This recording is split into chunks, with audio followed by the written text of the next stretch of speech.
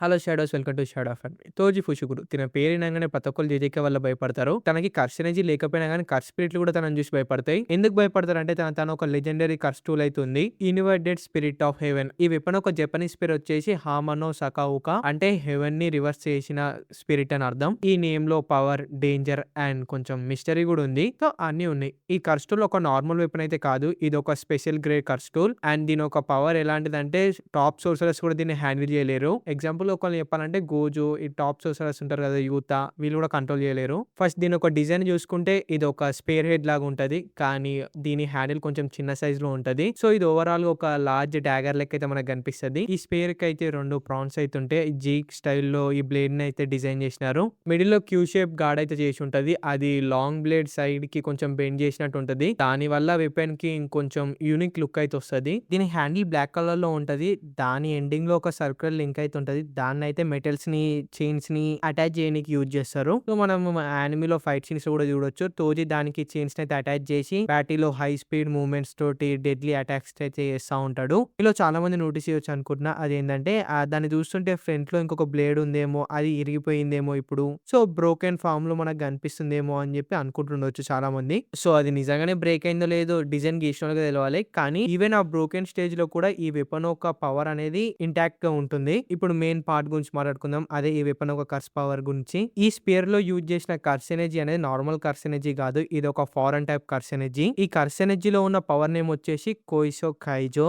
Meaning వచ్చేసి force cancellation. ఈ Japanese words మళ్ళీ నోదిరట్లేవు మామ. సో మీకు సింపుల్ గా దీని ఒక ఎఫెక్ట్ గురించి ఎక్స్ప్లెయిన్ చేయాలంటే ఎవరైనా కర్స్ టెక్నిక్ ని యూజ్ చేస్తుంటే ఈ స్పేర్ వాళ్ళనైనా లేకపోతే వాళ్ళ జుజుట్సునైనా డైరెక్ట్ హిట్ చేస్తది. సో హిట్ చేస్తున్నప్పుడు ఆ పర్సన్ యూజ్ చేసే టెక్నిక్ అనేది డైరెక్ట్ క్యాన్సిల్ అయిపోతది. సో ఈ పవర్ ముందు ఈవెన్ స్ట్రాంగెస్ట్ కర్స్ టెక్నిక్స్ కూడా యూజ్లెస్ అనిపిస్తాయి.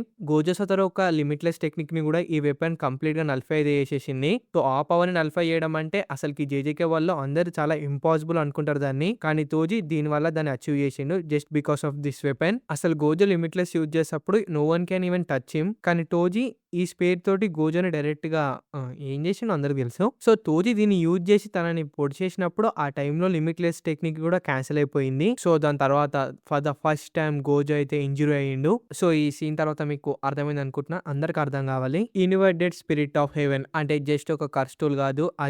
అదొక యాంటీ జుజుట్సు వెపన్. ఆ పవర్ తో తోజి కర్స్ ఎనర్జీ లేకుండా కూడా స్ట్రాంగెస్ట్ సోర్సర్ అని డిఫీట్ చేసిండు. సో ఈ రీజన్ వల్లనే తోజిని ద సోర్సరర్స్ కిల్లర్ అని పిలుస్తారు. ఆయన కర్స్ ఎనర్జీ లేదు, టెక్నిక్ లేదు. కానీ ఈ స్పేర్ తన చేతిలో ఉన్నప్పుడు తిన ఒక కంప్లీట్ మాన్స్టర్ లెక్క అయితే అయిపోతాడు. తోజి ఒక ఫైటింగ్ స్టైల్ అనేది చాలా డేంజరస్ గా అయితే ఉంటది. ఆయన ఒక ఫిజికల్ స్పీడ్ అలానే రిఫ్లెక్సెస్, మజిల్ కంట్రోల్ అన్ని మామూలు మనిషికి ఉండే దానికన్నా ఎక్స్ట్రానే ఉంటాయి. ఇవి కాదన్నట్టు తన ఈ వెపన్ కూడా యూజ్ చేస్తే తిన ముందు డోమెన్స్ కూడా అసలు ఉండలేవు ఎక్కువసేపు.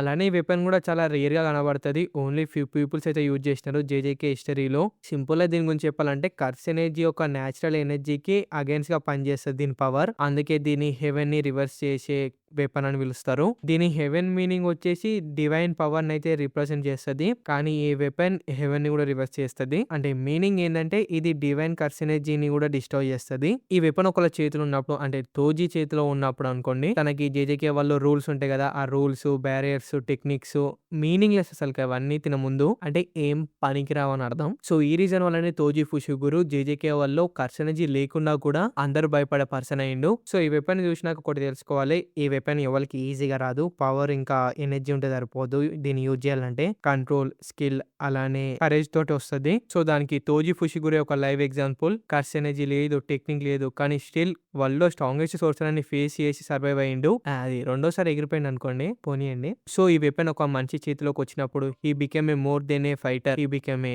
Night mirror. ఇక చెప్పొచ్చేది ఏంటంటే హోప్ మీకు ఈ కస్టూల్ గురించి మంచిగా అర్థమైంది అనుకుంటున్నా. కాకపోతే మళ్ళీసారి వీడియో చూడండి. రెండోసారి చూసినప్పుడు అర్థం కాకపోతే దాని అర్థం చేసుకొని ఏం చేసేటి మామ. సో నెక్స్ట్ ఏ యానిమీలో ఏ పవర్ గురించి ఎక్స్ప్లెయిన్ చేయాలి, ఏమైనా డౌట్ ఉంటే కింద కామెంట్ చేయండి. నెక్స్ట్ అదే చేస్తా. పవర్స్ అనే కాదు ఏ డౌట్ అయినా సరే. సో మరి ఈ వీడియోకి ఇంతే. వీడియో ఎలా అనిపిస్తుంది కింద కామెంట్ చేయండి. వీడియోకి ఒక లైక్ కొట్టండి. ఛానల్ కొత్తగా వచ్చిన ఛానల్ నా కంటెంట్ మొత్తం చెక్ చేయండి. నచ్చితే ఖచ్చితంగా సబ్స్క్రైబ్ చేసుకోండి. బాయ్.